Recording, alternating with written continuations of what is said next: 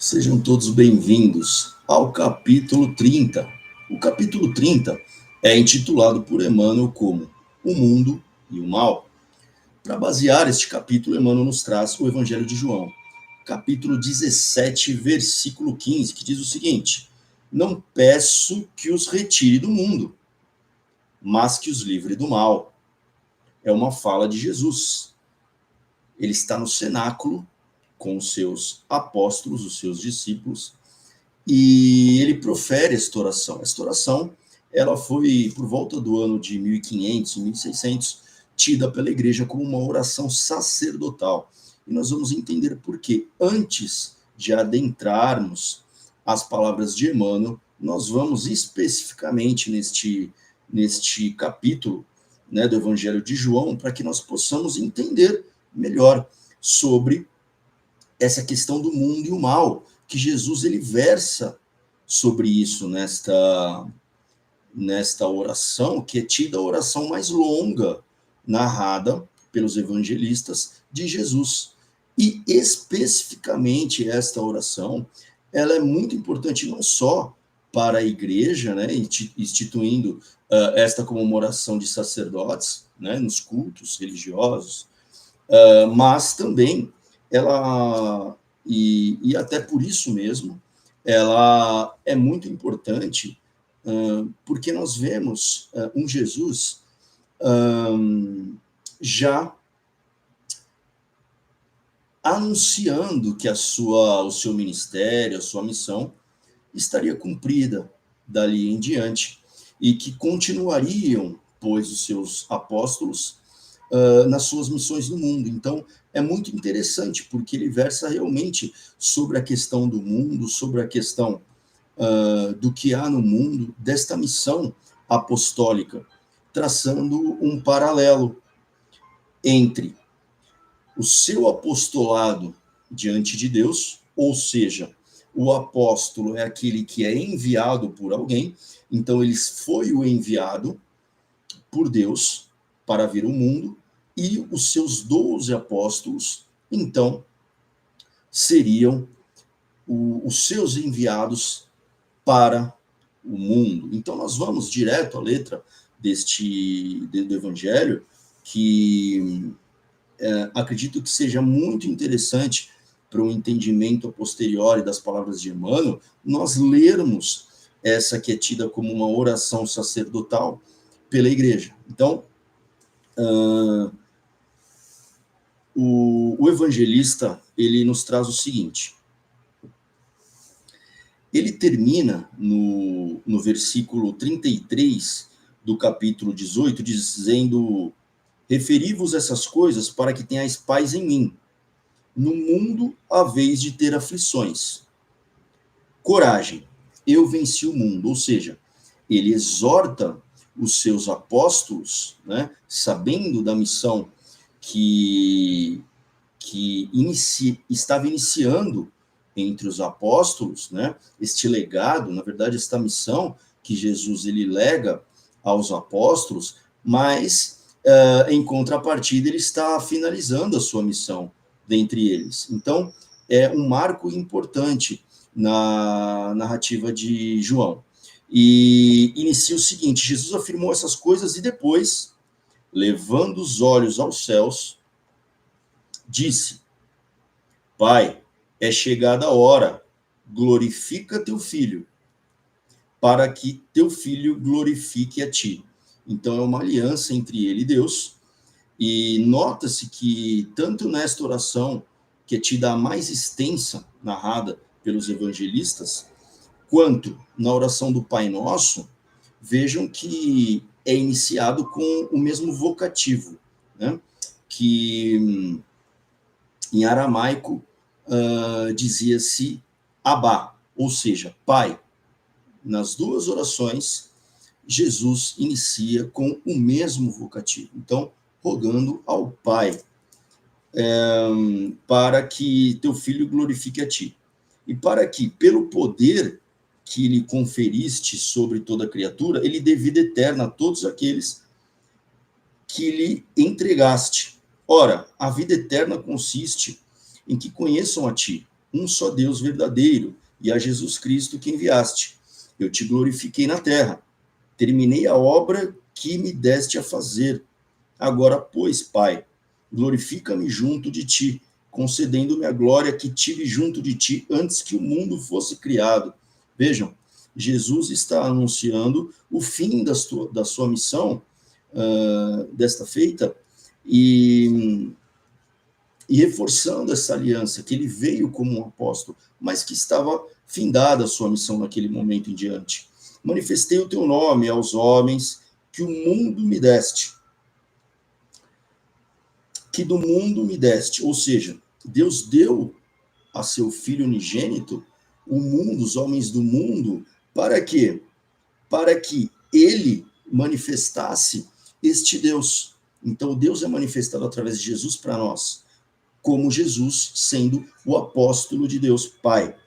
Eram teus e os deste a mim, e guardaram a tua palavra.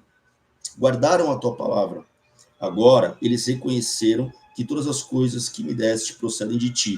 Ou seja, é como se nós tivéssemos uma escala, e nessa escala, Jesus, ali, já estando junto ao Pai, e saiu de lá para vir até nós, ele diz que porque eu lhe transmiti as palavras que tu me confiaste, e eles as receberam, e reconheceram verdadeiramente que saí de ti, e creram que tu me enviaste. Ou seja, por isso, né, nós dizemos que Jesus é o caminho, a verdade e a vida, porque através de Jesus nós alcançamos, né, o Pai, porque ele tem essa aliança, e ele vem e faz essa aliança conosco, né, com os seres aqui da terra, porque ele foi enviado pelo Pai. Porque eles é que eu rogo, por eles é que eu rogo. Não rogo pelo mundo, mas por aqueles que me deste, porque são teus. Tudo que é meu é teu, e tudo que é teu é meu. Neles sou glorificado. Já não estou no mundo, mas eles estão ainda no mundo. Muito interessante isso que Jesus diz, né? Então, o que ele diz? Que eu já não estou no mundo, ou seja, ele já estava dizendo que ele não estava no mundo, mas ele ainda estava aqui entre nós, entre os seus discípulos. Então ele está dizendo que ele já não está no mundo, porque o espírito dele já está junto de Deus, né? Mas que ainda, mesmo a missão dele tendo findada, os apóstolos ainda estavam em curso com a sua missão, né? Então a missão dos apóstolos apenas estava começando, né? Eu, porém, vou para junto de ti, Pai Santo, guarda-os em teu nome, que me encarregaste de fazer conhecer, a fim de que sejam um como nós. Então ele está rogando por nós junto de Deus. Ele já com essa comunhão com Deus, ele roga por nós junto ao Pai. Ele intercede por nós junto ao Pai. Enquanto eu estava com eles, eu os guardava em teu nome, que me incumbiste de fazer conhecido. Conservei os que me deste, e nenhum deles se perdeu, exceto o filho da perdição, para que se cumprisse as Escrituras. Mas agora vou para junto de ti, dirijo-te esta oração, enquanto estou no mundo, para que eles tenham a plenitude da minha alegria. Ou seja, aqui ele já diz que ele ainda está no mundo, né? Então, Jesus, ele aqui, nessa oração, ele está entre o mundo e já o reino dos céus. Ele sempre esteve, mas aqui ele estava mais próximo. Por quê? Porque já findara a sua missão. Então, ele estava dando como se as últimas exortações, né? E rogando ao Pai que cuidasse, né, dos seus filhos e fazendo esta aliança dele com Deus e dele conosco. Então, a plenitude da minha alegria, né? Enquanto eu estou com eles ainda, dei-lhes a tua palavra, mas o mundo os odeia, porque eles não são do mundo, como também eu não sou do mundo. Então aqui ele já está nos legando esta noção de que nós podemos, assim como ele estava no mundo, ou seja, ainda vivendo o teu tempo no mundo, mas que nós não somos de fato oriundos deste mundo. Não peço que os retireis do mundo, mas sim que os preserves do mal. Vejam, é uma oração muito forte, né? Então, o que ele está dizendo aqui, ele já cumpriu a sua missão. Ele foi enviado, fez o seu trabalho, o seu ministério já estava se findando, mas que os apóstolos, assim como nós todos que estamos no mundo ainda, né, nós somos aquele que prenuncia o devir, sempre. Nós somos os homens que nós vamos vir a ser. Ou seja, nós estamos em construção, nós estamos sempre no caminho. O caminho, este caminho de ascensão, ou de retorno ao Pai. Então, isso é algo que a humanidade ainda está percorrendo. E Jesus já havia percorrido. Então, o que ele prenuncia aqui, o que ele diz, é que a minha missão já está findada, mas eles ainda continuarão, como ainda continuamos. Eles não são do mundo, como também eu não sou do mundo. Santificai-os pela verdade. A tua palavra é verdade. Como tu me enviaste ao mundo, também eu os enviei ao mundo. Vejam. Então, ele traça este paralelo, ou esta linha, né, vertical de Deus, ele como Jesus, e nós como os apóstolos, dos quais ele se referia, como os apóstolos dele para o mundo. Santifico-me por eles, para que também eles sejam santificados pela verdade. Não rogo somente por eles, mas também por aqueles que por sua palavra hão de crer em mim, para que todos sejam um, assim como tu, Pai, estás em mim, e eu em ti, para que também eles estejam em nós, e o mundo creia que tu me enviaste. Então, esta é a marca desta aliança, né? O que ele está consumando aqui com esta oração é esta aliança, né? De que através dele nós chegamos a Deus. Dê-lhes a glória que me deste, para que sejam um como nós somos um. Eu neles e tu em mim, para que sejam perfeitos na unidade e no mundo. Reconheça que me enviaste e os amaste, como amaste a mim. Pai, quero que, onde eu estou, estejam comigo aqueles que me deste, para que vejam a minha glória e que me concedeste. Porque me amaste antes da criação do mundo, Pai justo. O mundo não te conheceu, mas eu te conheci, e estes sabem que tu me enviaste. Manifestei-lhes o teu nome, e ainda hei de lhes manifestar, para que o amor com que me amaste seja neles e eu neles. Então, o que Jesus ele diz aqui, né, é que através, né, ou por meio dessa sua missão aqui na Terra, nós chegamos a Deus. Né? Então, essa é a marca da eterna aliança, né?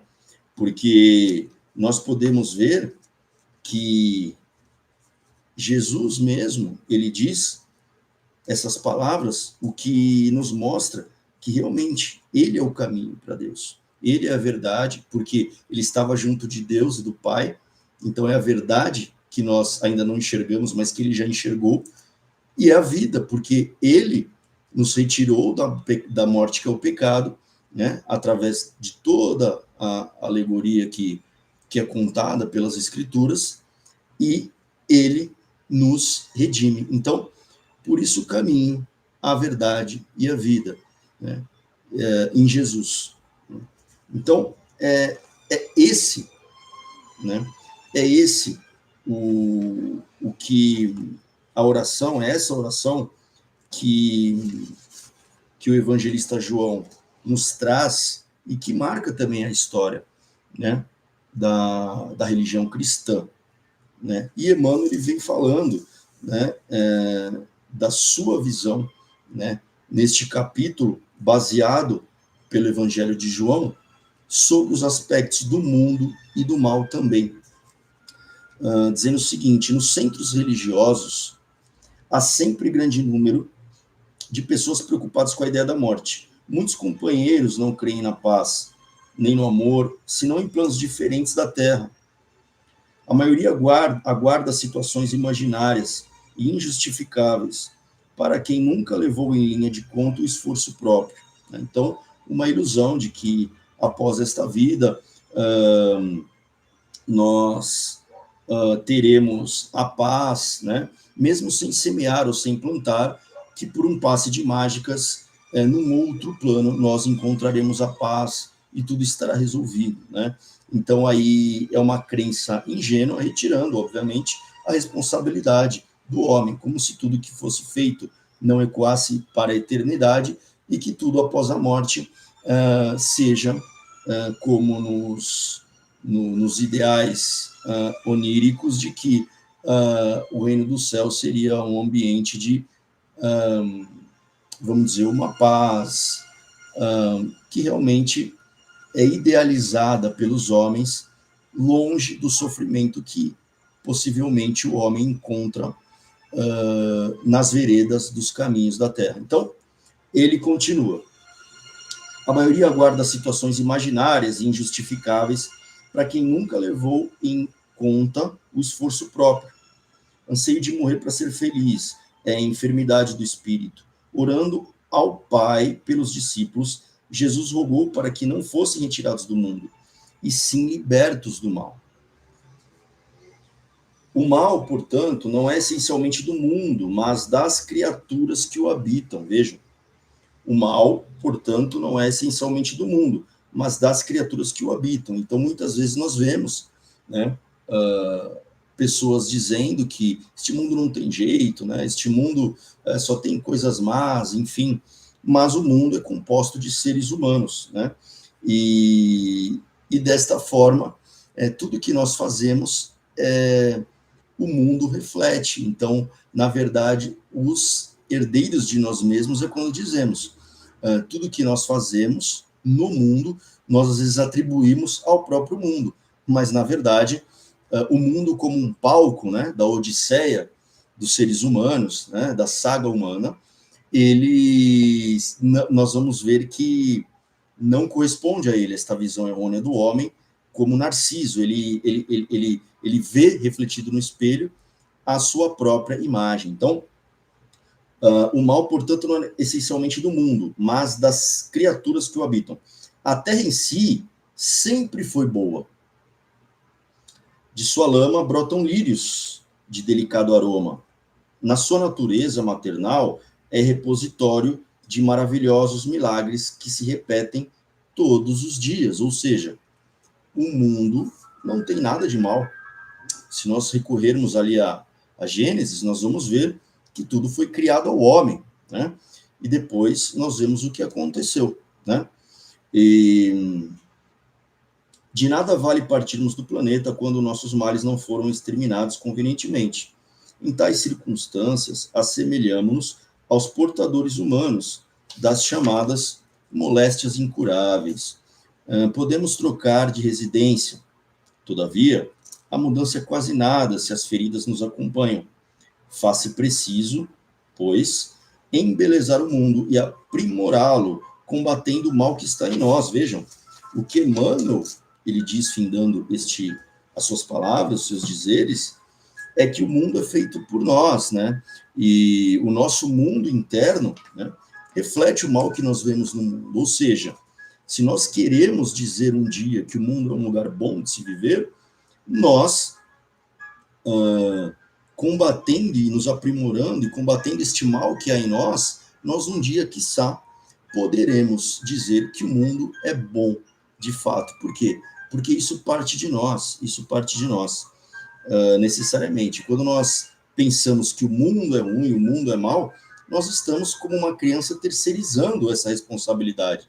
né, terceirizando essa responsabilidade para o mundo se torna algo, né, digamos assim, abstrato, em que nós colocamos todas as nossas imperfeições num lugar que não diz respeito a nós. Então é muito fácil nós falarmos que o mundo é mau, que as coisas estão desse jeito e tudo é desta forma, se nós não lutarmos com o mal que há em nós. Então, por que eu me referi, né, à parte da Gênesis, né?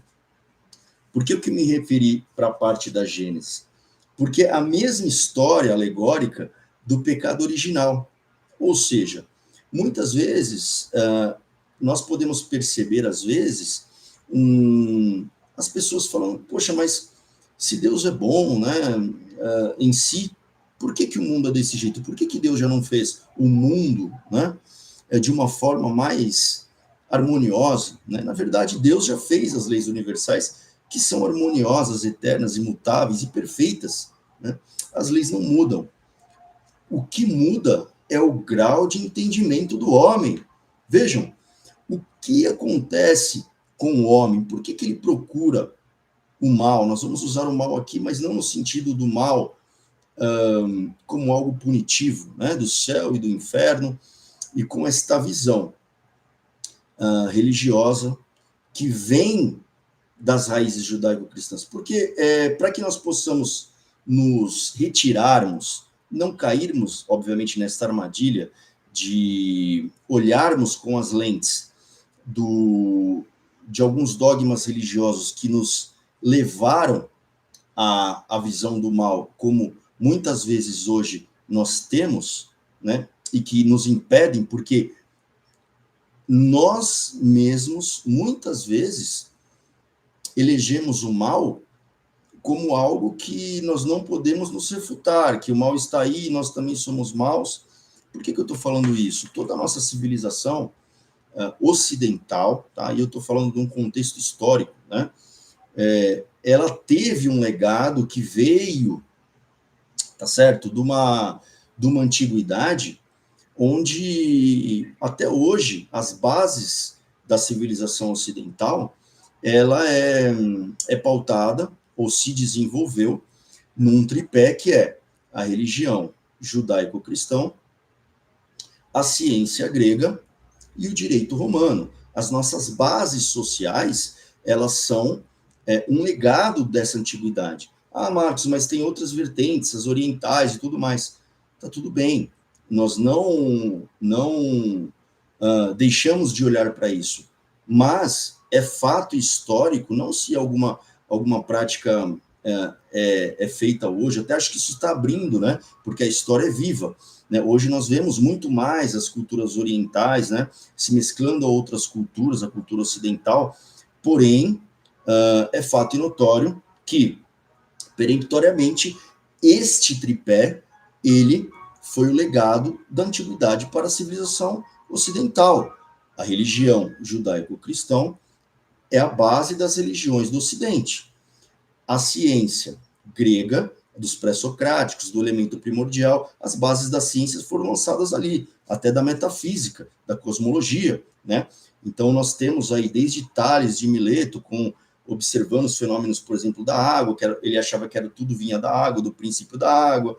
Depois nós temos uma evolução cosmológica, na época até de 500 anos antes de Cristo, 400 anos, que Anaximandro já falava sobre o apeiron, que seria como se tudo é algo intangível, que nós não conseguimos observar, como Tales falava da água, ou depois do pneuma, né?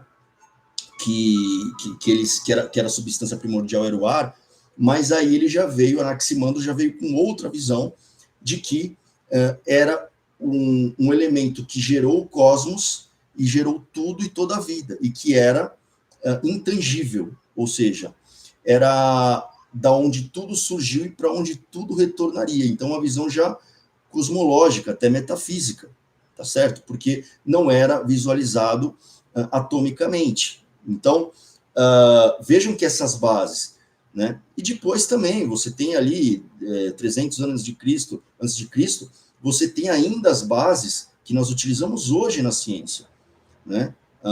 A despeito de toda a instrumentalização moderna, né, todo o arcabouço da ciência, né, todo o corpo científico de como nós entendemos a ciência, foi lançado por Aristóteles, 300 anos antes de Cristo. Porque Aristóteles ele preconizou que a ciência era tinha uma metodologia eminentemente demonstrativa, através de várias hipóteses, várias hipóteses do mesmo fenômeno, né? Nós conseguiríamos, através do fenômeno demonstrativo, realizar as nossas perquisições. Até hoje nós usamos essas bases. Então, aí está a ciência. E o direito romano, obviamente, que são as leis, né, que nós conhecemos hoje, depois várias transformações, até chegar nas leis que nós conhecemos hoje, no direito. Então, mas existem outras vertentes. Tudo bem, existem outras vertentes, mas o fato é que esse foi o tripé. E, a partir disso, nós temos todas as alegorias, como nós temos em Gênesis, falando sobre o bem e o mal também, né? Então, óbvio que aquela ideia do Éden, toda aquela história que nós encontramos, é uma alegoria, né? Como nós observamos no teatro grego, por exemplo. Então, quando nós tomamos essas coisas do aspecto literal, nós estamos deixando de lado todo o sentido, né, de uma histórico de como se era entendido e passado, né, os conhecimentos. Então, quando nós temos essas alegorias, era porque, como isso era passado de geração para geração, tinha que haver uma experiência, né, uma experiência alegórica para que aquilo ficasse gravado nas pessoas. Mas é muito interessante nós observarmos esta alegoria especificamente da Gênesis, né? Do capítulo 2 e capítulo 3, que depois vem com a culpa original, né? Não vamos chamar de pecado, mas a culpa, o erro original, é porque quando nós estamos falando aqui do mundo e do mal, o que nós entendemos, né, desta alegoria do mal, do mundo? Vejam, que quando o mundo foi criado o paraíso para o homem, em Gênesis diz que tudo foi criado e havia a árvore do conhecimento do bem e do mal. Ora, e a árvore da vida. Ora, se neste momento que tudo foi criado ao homem, né, e que Deus, obviamente, estava ali, tudo criou, inclusive o homem, né, relata que o homem e a mulher estavam nus, né? Mas eles não se envergonhavam, vejam, e aí nós vamos extrair isto de uma maneira filosófica e não dogmática, né? Não puramente religiosa, né? No sentido hermético da palavra. Então, se o homem e a mulher, né? E aqui nós estamos falando e vamos chegar na parte do que é concebido como mal em si, né? E se existe esse mal em si. Se o homem e a mulher estavam nus junto de Deus e relata que não se envergonhavam, tá tudo certo, até aí tá. Deus está junto, nós temos ali todos os seres, você tem o homem e a mulher, nós temos eles tomando conta de tudo na terra, que Deus legou o mundo ao homem e depois a sua companheira, né? O que ocorre é que, da onde vem aí, então, dito mal? Se ele não pode tocar na árvore ou comer o fruto da árvore do conhecimento do bem e do mal, e se Deus já é onisciente, né, e está em todos os lugares também como onipresente, aonde que a coisa pega? A coisa pega quando é pegado e comido, sim, esse fruto do bem e do mal. Claro que você vai ter aí a narrativa da serpente, que vai influenciar Eva, e Eva vai influenciar o homem, tá certo? Mas, especificamente na hora que eles tomam da árvore e do fruto, da árvore do conhecimento do bem e do mal, imediatamente conta que eles abrem os olhos e veem que estão nus. E a partir daí, eles pegam uma folha e cobrem as suas partes íntimas. E depois, ainda, se escondem de Deus, e Deus, eles, sentindo que Deus estava ali, ouvindo os passos de Deus, é como conta essa alegoria, eles se esconderam da face do Senhor. E o Senhor os chamou e perguntou ao homem: onde estás? Ele respondeu: ouvi o barulho dos vossos passos no jardim, tive medo, porque estou nu e ocultei-me. Ou seja, já a vergonha do erro, ou seja, ele julgou, ele, o homem, julgou que era errado estar nu, ele calculou que aquilo fosse uma coisa ruim, né? O pecado, o mal, enfim. E aí ele se ocultou já com a culpa sobre o seu erro. Isso tudo aconteceu com o homem, não com Deus. E vejam, o Senhor, Deus disse: quem te revelou que estavas nu? Terias tu porventura comido do fruto da árvore que eu te havia proibido de comer? Então vejam, aqui o que nós temos, né? Nós temos um Deus que vivia, os homens, né? O homem e a mulher viviam em paz, ali nus, mas sem culpa nenhuma, e que quando, o que simboliza o fruto do conhecimento do bem e do mal? É que o bem e o mal, para que eu tenha o discernimento do que é bem e do que é mal, eu preciso primeiro fazer um julgamento, correto? Então, através do julgamento de quem que o bem e o mal se deu nesta história? Através do julgamento do homem. E o julgamento do homem, ele é maior que o de Deus? Para Deus estava tudo certo. Lembrem-se que quando o homem comeu do fruto do conhecimento, o que isso quer dizer? Quando o homem passou a julgar o que era bom ou mal, erroneamente, ele julgou de forma errada. Então, o homem mesmo se julgou, o homem mesmo se culpou e teve vergonha diante de Deus. Então, olha que interessante nós observarmos essa alegoria, para nós observarmos, aí sim, a posteriori, né, que nós vamos observar no Livro dos Espíritos, sobre o bem e o mal, para nós observarmos o seguinte: então Deus não é bom ou mal, né? Em Deus estão todas as coisas, né? As escolhas do homem que o tornam bom ou mal, tá certo? Então, quando nós falamos Deus é ruim porque ele permite essas coisas, isso não tem nada a ver com Deus. Isso definitivamente não tem nada a ver com Deus. Isso é uma visão muito apequenada do homem, querer atribuir as suas manifestações a Deus. Deus nos deu, obviamente, muito poder sobre a terra, no sentido de ações. Nós somos livres para fazermos quase tudo que nós queremos, dentro do que nos é legado por Deus. Porém, é uma infantilidade tamanha o homem atribuir a Deus os males que lhe visitam, nesse sentido. Por quê? Porque todo o mal é o próprio homem que criou. Então, nós vamos aqui, então, aprofundar mais ainda, né, depois de nós irmos a Gênesis, né, com o que nos traz, ainda falando sobre o mal, né, sobre o que é, o que seja, né, o mal, no Livro dos Espíritos. Porque nós temos aqui no livro 3, do capítulo 1, na questão 629, sobre o bem e o mal, Kardec pergunta o seguinte: que definição se pode dar da moral? Aí ela vem falando sobre a moral. Depois, na questão 630,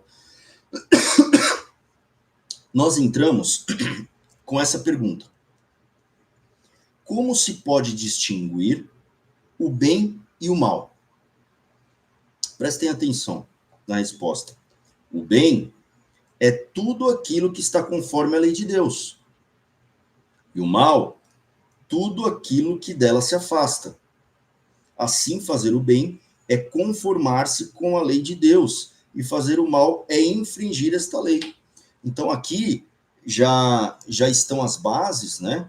O balizamento do bem e do mal com uma responsabilidade do homem, né? Então, quando nós vemos que o homem julgou que estava nu, o homem se envergonhou, o homem se escondeu de Deus, então por que ele não se escondeu antes?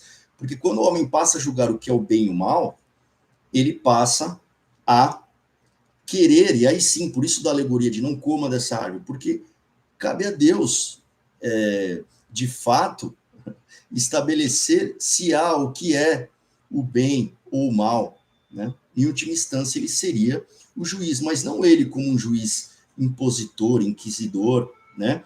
Mas como o artífice das leis naturais.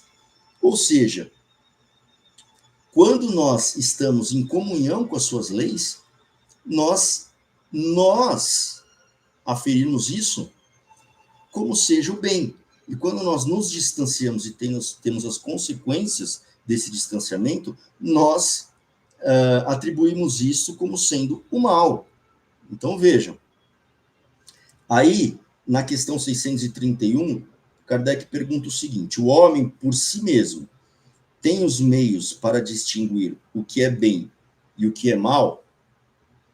Resposta: sim, quando ele crê em Deus e o quer saber. Deus lhe deu a inteligência para discernir um do outro. É válido lembrar que na questão 621, onde está escrita a lei de Deus, a resposta é: a lei de Deus está escrita na consciência do homem. Então, se nós adentrarmos a nossa consciência, nós vamos achar lá as leis divinas. Então, segue-se que, na questão 633, nós vamos avançar com a pergunta: a regra do bem e do mal, que se poderia chamar de reciprocidade ou solidariedade, não pode se aplicar à conduta pessoal do homem para consigo mesmo? Encontra ele, na lei natural, a regra desta conduta e um guia seguro? Resposta: quando comeis muito, isso vos faz mal. Então, um exemplo simples, né? Quando comeis muito, isso vos faz mal. Pois bem, é Deus que vos dá a medida do que vos é preciso.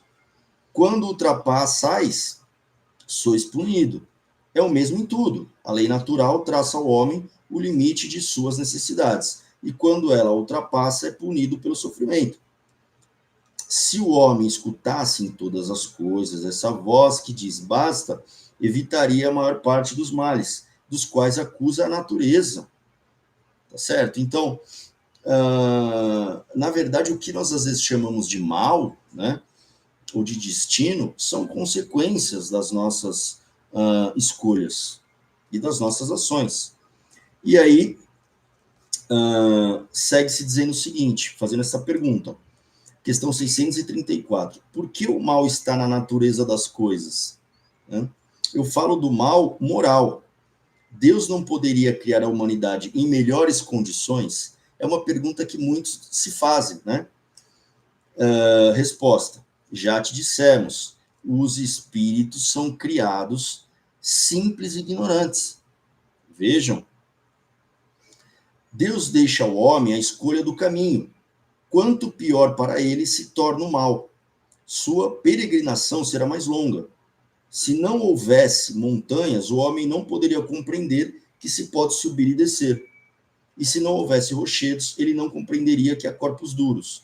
É preciso que o espírito adquira experiência, e para isso é preciso que ele conheça o bem e o mal. Para isso, a união do espírito ao corpo, né? Então, aqui está dizendo do aprendizado com a própria vivência. Por isso que nós estamos no mundo, para vivermos essas experiências. E assim, se preciso for, ajustarmos as nossas velas.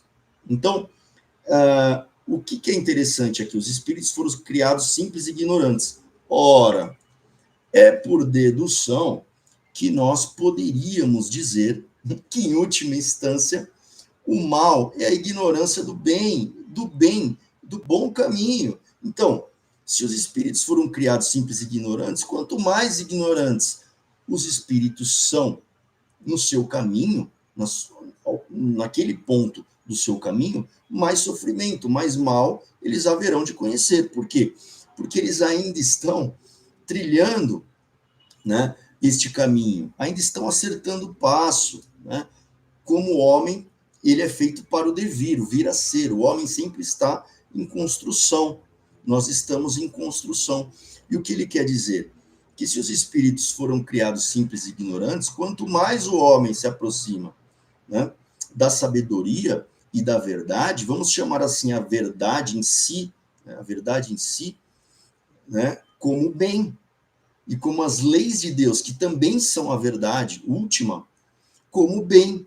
Então, o que o homem chama de mal é simplesmente a ignorância ainda do que seria o bem. Então, é como Einstein falava, é como tantos outros pensadores já intuíram. Por isso que foi dito que o mal não existe em si, e sim a ignorância do bem. Porque o que o homem chama de mal é o sofrimento oriundo dos descaminhos que ele ainda está acertando o seu passo. Então, quando nós nos afastamos dessa visão, né, que eu falei muito da religião judaico-cristã, para trazer que este simbolismo do céu e inferno, do certo e errado, né, de punições, eles são alegorias de um período que era afeito aos mais simbólicos apelos para que se entendesse as coisas.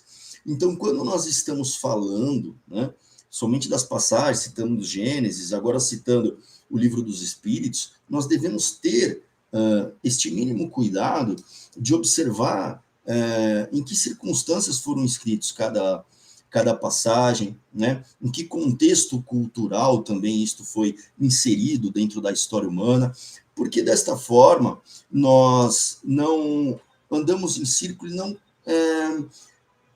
nos paralisamos, né? Diante de coisas que muitas vezes, tomando no sentido literal, nós não vamos poder avançar no nosso próprio aperfeiçoamento. Então, vejam, quando nós estamos falando, né, e aqui Emmanuel nos trouxe esse mote hoje, o mundo e o mal, então, agora nós podemos ter, talvez, outra concepção do que seja o mal no mundo. Então, será que o mal faz parte do mundo? O mal está no mundo? O mal está onde? Está no homem, né? Existe um mal em si, né? Da onde vem, né? O que nós chamamos de mal, né? E suas vertentes. Então, vejam, essa leitura, né? Esse estudo que nós fizemos hoje, né?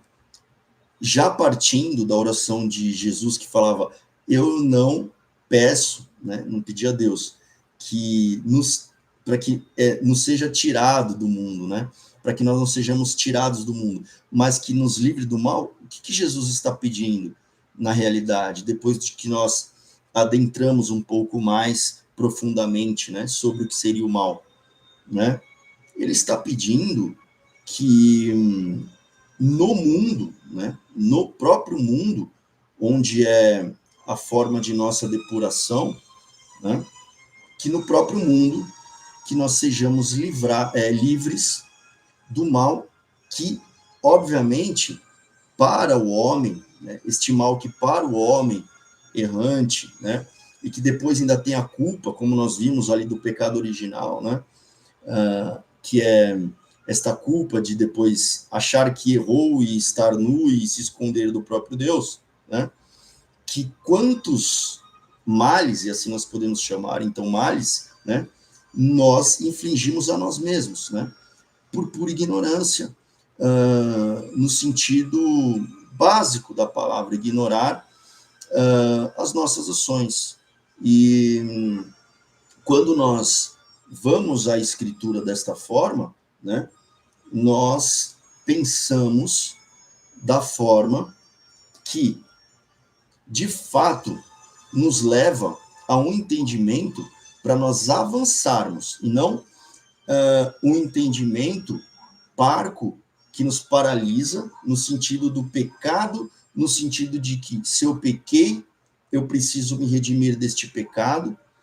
E aí, muitas vezes, nós podemos falar com alguém, né? Você tem aí os dogmas ou liturgias que existem, as confissões e tal, e você observa pessoas, muitas vezes, com os seus erros, né? Os tidos pecados ali, e falando com alguém, confessando para alguém, e quando é dito, tudo bem, você está perdoado, os seus pecados estão perdoados, muitas vezes as pessoas continuam com esta culpa. Então, isso não nos redime da culpa. Por quê? Porque a culpa está dentro do próprio homem.